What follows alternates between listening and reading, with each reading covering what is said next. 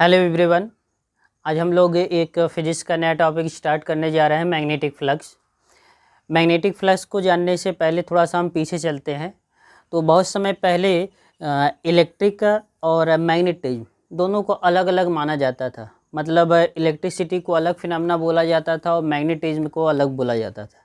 लेकिन कुछ टाइम बाद कुछ साइंटिस्ट आए, जैसे एम्पियर्स ने और ओरस्टेड ने, इन सभी ने कुछ इलेक्ट्रिक करंट पर एक्सपेरिमेंट किए और उस एक्सपेरिमेंट की हेल्प से उन्होंने बताया कि इलेक्ट्रिक करंट आपका या मूविंग चार्ज, इलेक्ट्रिक करंट या मूविंग चार्ज दोनों ही आपके मैग्नेटिक फील्ड क्रिएट करते हैं। मतलब किसी कंडक्टर में अगर हम करंट का फ्लो कराते हैं तो चारों तरफ मैग्नेटिक फील्ड क्रिएट होता था। ये आपको ओरस्टेड ने अपने एक्सपेरिमेंट में बताया। तो उसके बाद कुछ टाइम बाद साइंटिस्ट के मन में एक विचार आपका आया, एक आइडिया आया कि अगर electric current magnetic field create कर सकता है तो इसका उल्टा भी, इसका रिवर्स प्रोसेस भी संभव है। मतलब मैग्नेटिक फील्ड की हेल्प से हम इलेक्ट्रिक करंट क्रिएट कर सकते हैं। ये स्टार्टिंग में कुछ साइंटिस्टों ने सोचा और नेचर में भी ऐसा होता है। अगर हम नेचर में देखें तो अगर किसी एक प्लेस पे अगर दिन होता है तो दूसरे प्लेस पर आपका रात होता है। मतलब सिमेट्री की प्रॉपर्टी होती है हमारे नेचर में। ठीक उसी तरह से करंट में भी सिमेट्री की प्रॉपर्टी होनी चाहिए, ऐसा कुछ साइंटिस्टों ने सोचा है। उसमें एक साइंटिस्ट आए, फैराडेज। उन्होंने बताया कि अगर हम किसी भी लूप में, किसी भी क्लोज्ड पाथ में, क्लोज सर्किट के अंदर अगर हम magnetic field, variable magnetic field लेकर आते हैं, मतलब मैग्नेटिक फील्ड को चेंज करते हैं, तो वहाँ पे इलेक्ट्रिक करंट क्रिएट होता है। ये कैसे होता है, फैराडे ने कैसे बताया, उसको जानने से पहले हमें पता होना चाहिए मैग्नेटिक फ्लक्स क्या होता है। तो हम सबसे पहला टॉपिक यही स्टार्ट करते हैं कि मैग्नेटिक फ्लक्स होता क्या है। तो हम ये कहते हैं कि मैग्नेटिक फ्लक्स बेसिकली आपका number of magnetic field line होते हैं। मतलब total number of magnetic field line passing through any surfaces या passing through normally any surfaces is called magnetic flux. मतलब किसी भी सरफेस से परपेंडिकुलर नॉर्मली जितने भी मैग्नेटिक फील्ड लाइन पास करते हैं वो सभी मैग्नेटिक फील्ड लाइन आपके क्या कहलाते हैं, मैग्नेटिक फ्लक्स कहलाते हैं। जैसे ऐसे समझ सकते हैं, मान लीजिए ये आपके पास कोई सरफेस है, इससे अगर मैग्नेटिक फील्ड लाइन इस प्रकार से इधर से मैग्नेटिक फील्ड आ रही हैं, लाइन्स आ रही हैं, इस प्रकार से इसको क्रॉस करके इधर से बाहर निकल जा रही हैं, तो जितने मैग्नेटिक फील्ड लाइन इससे क्रॉस करके बाहर निकलेंगी, परपेंडिकुलर बाहर निकलेंगी, नॉर्मली बाहर निकलेंगी, उन सभी मैग्नेटिक फील्ड लाइन्स को हम नाम देंगे मैग्नेटिक फ्लक्स। अब मैग्नेटिक फ्लक्स को अगर आपको कैलकुलेट करना है कि मैग्नेटिक फ्लक्स कितना हो सकता है, तो उसको आप सपोज कर सकते हैं, कैलकुलेट कर सकते हैं। जैसे ध्यान दीजिएगा, हम ये कहते हैं कि हमारे पास ये सरफेस है, इससे मैग्नेटिक फील्ड लाइन इस प्रकार से पास करते हुए जा रही है, ऐसे करते हुए ये मैग्नेटिक फील्ड लाइन पास कर रही हैं।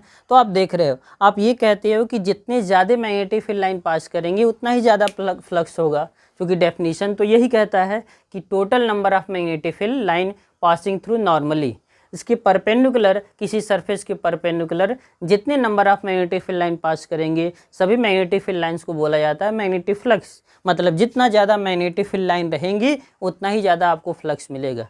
फ्लक्स को हम जनरली इंडिकेट करते हैं फाई से, या फाई बी से इंडिकेट करते हैं, या किसी किसी बुक में दिया हुआ है फाई। अगर हम फाई बी फ्लक्स लिखें तो फ्लक्स डिपेंड किस पर करता है, तो हम ये कह देंगे फ्लक्स जितने ज़्यादा number of magnetic field line रहेंगी उतना ही ज़्यादा आपको फ्लक्स मिलेगा। इसलिए हम कह सकते हैं flux is directly proportional to magnetic field. Magnetic field को बेसिकली हम इंटेंसिटी मैग्नेटिक फील्ड का वो कैपिटल बी से इंडिकेट करते हैं। तो हमारे पास एक फार्मूला ये बन गया कि phi B is directly proportional to B. Magnetic flux हमेशा मैग्नेटिक फील्ड के डायरेक्टली प्रोपोर्शनल होता है। उसके बाद अगर हम ये देखें कि इसका एरिया कितना है, अगर मैं एरिया बढ़ाता जाऊं, आप देखेंगे number of magnetic field line भी तो बढ़ सकती है। मतलब आपका फ्लक्स आपका एरिया पर भी डिपेंड कर सकता है। मतलब इसीलिए हम बोल सकते हैं कि phi B directly proportional to capital A, area of cross sectional या एरिया ऑफ सरफेस, जिस सरफेस से मैग्नेटिक फील्ड लाइन पास कर रहे हैं। जैसे ये मैंने पैड लिया हुआ है, इससे मान लीजिए मैग्नेटिक फील्ड लाइन 100 पास कर रही है। अगर हम इससे ज़्यादा बड़ा एक कोई सरफेस ले लें, उससे 1000 मैग्नेटिक फील्ड लाइन पास कर सकती है, मतलब मैग्नेटिक फील्ड लाइन बढ़ सकती है। और जब मैग्नेटिक फील्ड लाइन बढ़ जाएंगे तो इसका मतलब फ्लक्स भी आपका बढ़ जाएगा। इसलिए बोला जाता है कि एरिया पर भी डिपेंड करता है और मैग्नेटिक फील्ड पर भी डिपेंड करता है। अगर दोनों को कंबाइन करेंगे तो आपको मिलेगा 5B proportional to B into A. अब प्रोपोर्शनल का सिंबल हटाते हैं, एक कांस्टेंट टर्म आता है, वो कांस्टेंट टर्म आपका मान लीजिए K इंटू B इंटू ए। यहाँ पे K की वैल्यू आपकी होती है 1। अगर हम K की वैल्यू 1 मान ले तो यही फार्मूला आपको मिल जाता है 5B equal to B into A. मतलब मैग्नेटिक फ्लक्स मैग्नेटिक फील्ड और एरिया के प्रोडक्ट के इक्वल होता है। मतलब जितना इंटेंसिटी ऑफ मैग्नेटिक फील्ड होगा, जितना एरिया होगा, दोनों का मल्टीप्लाई करेंगे तो आपको क्या मिलेगा, फ्लक्स मिल जाएगा। तो हमें ये पता चल गया कि मैग्नेटिक फ्लक्स क्या होता है। फिर से सुन लीजिए कि मैग्नेटिक फ्लक्स आपका number of magnetic field lines है, नॉर्मली जो आपका पास करता है किसी भी सरफेस से, वो total number of magnetic field lines ही आपका क्या होता है, मैग्नेटिक फ्लक्स। अब यहाँ पर मैंने कुछ फिगर बनाया हुआ, जैसे इसको समझ सकते हैं, इस फिगर को। ये फिगर बेसिकली आपका इस प्रकार से बोल सकते हैं, एक सर्कुलर सरफेस है, इस प्रकार से है, ऐसे नहीं समझेंगे, इस प्रकार से सरफेस है और यहाँ से मैग्नेटिक फील्ड लाइन इस प्रकार से ऐसे जा रही है।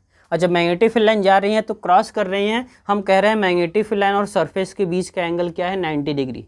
मतलब सरफेस से नॉर्मली इंटर कर रहा है, उस कंडीशन में जो फार्मूला होता है 5B is equal to B into A. जब आपका मैग्नेटिक फील्ड लाइंस सरफेस से नॉर्मली इंटर करेगा तब फ्लक्स का फार्मूला ये रहेगा।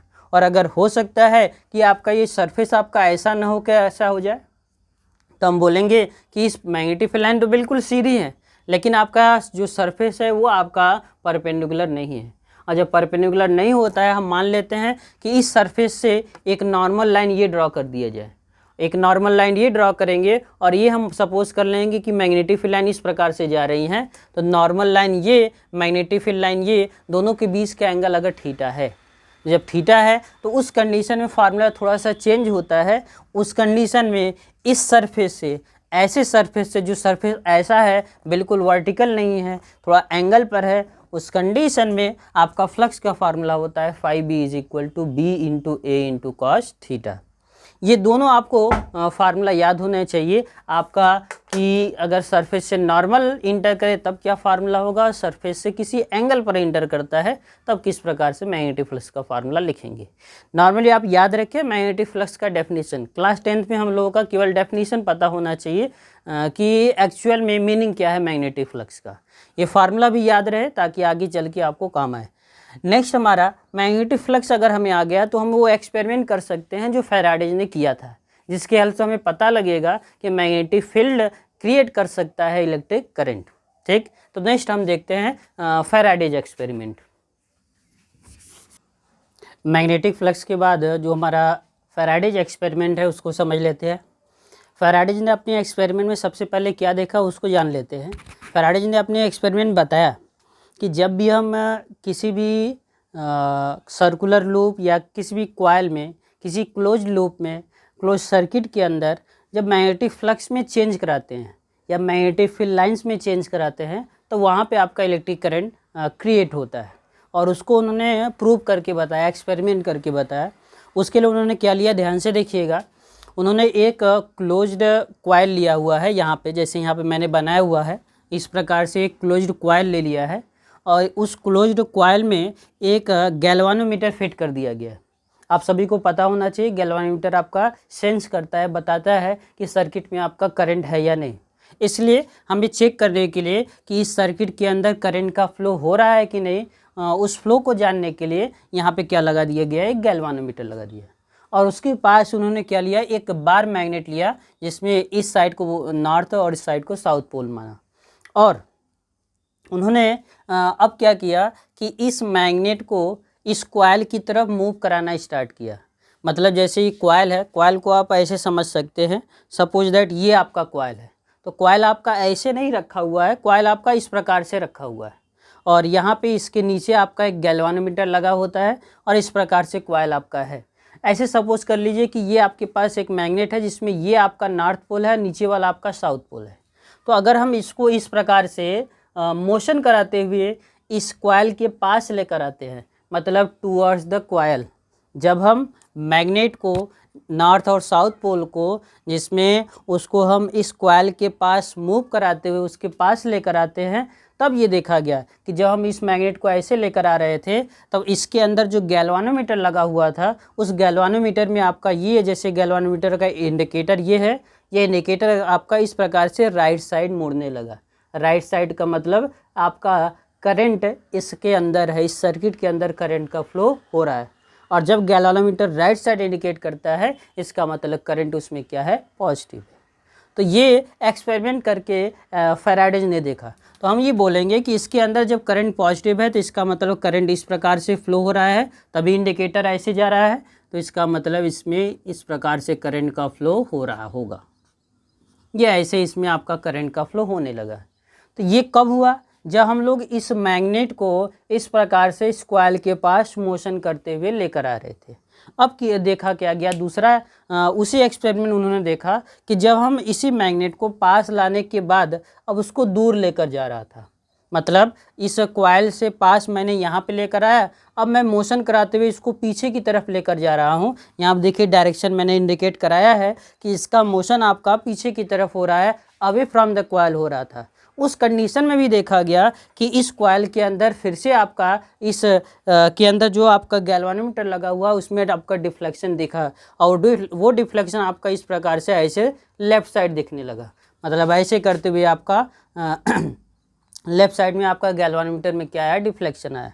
और जब लेफ़्ट साइड में गैल्वानोमीटर में डिफ्लेक्शन आया तो ये बोला गया कि इस कॉइल के भीतर फिर से आपका करंट है, लेकिन करंट आपका क्या है, नेगेटिव। तो बोलेंगे करंट, एरो का डायरेक्शन देखिए इस साइड है, इसका मतलब करंट भी इसी साइड होगा। इस प्रकार से करंट का फ्लो हो रहा है, इसके अंदर ऐसे करंट का फ्लो हो रहा था।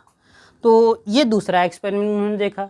पहले में जब हम मैग्नेट को कॉइल के पास लेकर आ रहे थे तो राइट साइड डिफ्लेक्शन, जब मैग्नेट को कॉइल से दूर लेकर जा रहे थे तो लेफ़्ट साइड डिफ्लेक्शन। और तीसरा उन्होंने क्या किया, उन्होंने आपका कॉइल को, इस मैग्नेट को कॉइल के पास या कॉइल से दूर कहीं भी लाकर ऐसे रोक दिया, रेस्ट में कर दिया। मतलब ये आपका मैग्नेट मूव नहीं कर रहा है, और जब मैग्नेट मूव नहीं कर रहा था उस कंडीशन में देखा गया कि आपका इसमें जो डिफ्लेक्शन है वो ज़ीरो, मतलब नल डिफ्लेक्शन। मतलब आपका इंडिकेटर आपका बिल्कुल सीधा था, नहीं लेफ़्ट दिखा रहा है नहीं राइट दिखा रहा है, इसका मतलब इसमें करंट आपका कितना है, ज़ीरो। तो ये तीनों एक्सपेरिमेंट उन्होंने किया और ये बताया कि जब तक हम इस मैग्नेट को मोशन नहीं कराते तब तक आपका इसमें करंट क्रिएट नहीं होता। तो ये देखा गया करंट, जब हम मैग्नेट को इसके पास लेकर आ रहे हैं तब भी करंट क्रिएट हो रहा है, जब मैग्नेट को इससे दूर लेकर जा रहे हैं तब भी करंट क्रिएट हो रहा है, लेकिन जब जैसे ही हम उसको रेस्ट में कर रहे हैं करंट आपका ज़ीरो हो रहा है। तो ये क्वेश्चन क्रिएट होता है कि ऐसा होता क्यों है कि जब तक हम मोशन करा रहे हैं तभी आपका करंट क्रिएट हो रहा है। तो उसको और डिटेल में हम समझते हैं, तो यहाँ पे ध्यान दीजिएगा। अगर हम इसको देखें, ये बहुत ही ये आपका मोशन करते हुए कॉइल के पास आ रहा है, और जब कॉइल से पास आ रहा है तो हम ये देख रहे हैं इसमें number of magnetic field line बहुत ही ज़्यादा है, number of magnetic field line इससे बहुत ही ज़्यादा हैं। लेकिन जब हम इससे दूर जा रहे हैं तो number of magnetic field line कम है। तो ज़्यादा है तब भी करंट है, कम है तब भी करंट है। तो हम ये कह सकते हैं ज़्यादा कम से मतलब नहीं है, ये मैग्नेटिक फील्ड चाहे आपका बहुत ही ज़्यादा हो चाहे मैग्नेटिक फील्ड बहुत ही कम हो, फिर भी दोनों ही कंडीशन में आपका करंट का फ्लो हो रहा है। लेकिन दोनों में ऐसा क्या चीज़ हो रहा है, तो हम ये कहते हैं कि जब हम इसको ऐसे पास लेकर आ रहे थे तो इससे पास होने वाली, इस कॉइल से क्रॉस करने वाली मैग्नेटिक फील्ड लाइन का जो नंबर्स है वो आपका बढ़ रहा था, इंक्रीज कर रहा था। ऐसे समझ सकते हो जैसे कि यहाँ से आप इतना दूर अगर हैं तो जब यहाँ पे हैं तो number of magnetic field line इससे कम पास करेंगी, लेकिन जैसे जैसे पास आते जाएंगे मैग्नेटिक फील्ड लाइन आपका बढ़ती जा रही हैं, करंट यहाँ पे मिलता जा रहा है। जब करंट यहाँ पे मिलता जा रहा है इसका मतलब हम ये कहेंगे कि मैग्नेटिक फील्ड इंक्रीज करने से करंट आपका क्रिएट हो रहा है। लेकिन जब हम लोग दूर जा रहे थे तब देखा गया तब भी इसमें करंट था। तो हो क्या रहा था दूर जाने में, आप जब हम मैग्नेट को कॉइल से दूर लेकर जाते हैं तो मैग्नेटिक फील्ड लाइन धीरे धीरे आपका क्या होता है, कम होता जाता है। तो यहाँ पे मैग्नेटिक फील्ड लाइन कम हो रहा है, डिक्रीज कर रहा है, यहाँ पे मैग्नेटिक फील्ड लाइन इंक्रीज कर रहा है। तो हम बोलेंगे मैग्नेटिक फील्ड लाइन जब चेंज करता है, इंक्रीज डिक्रीज का मतलब मैग्नेटिक फील्ड लाइन आपका चेंज करता है तभी आपका इलेक्ट्रिक करंट क्रिएट होता है। और जब मैग्नेटिक फील्ड लाइन चेंज कर रहा है इसका मतलब इससे जो आपका फ्लक्स पास कर रहा है, number of magnetic field lines का मतलब इलेक्ट्रिक मैग्नेटिक फ्लक्स, पीछे क्लास में मैंने बताया प्रीवियस पीछे मैग्नेटिक फ्लक्स में, इसका मतलब जब फ्लक्स में चेंजेज होता है तभी आपका इलेक्ट्रिक करंट क्रिएट होता है। यही फैराडेज ने अपने एक्सपेरिमेंट बताया कि व्हेन वेरिएबल मैग्नेटिक फील्ड का मतलब मैग्नेटिक फ्लक्स चेंज हो रहा है फ्लक्स आपका इंक्रीज भी कर रहा है, फ्लक्स आपका डिक्रीज भी कर रहा है। When change in magnetic flux या change in magnetic field through any coil then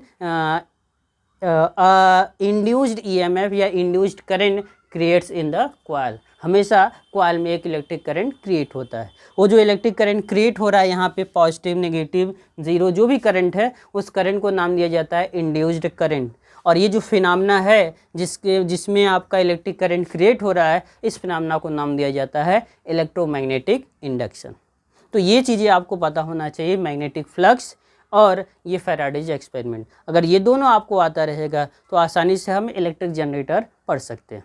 ठीक, नेक्स्ट में मैं आपको जनरेटर के बारे में और कैसे हम इसमें जो इलेक्ट्रिक करंट क्रिएट हो रहा है उसका डायरेक्शन कैसे निकालेंगे वो हम बताएंगे। ठीक है, थैंक यू।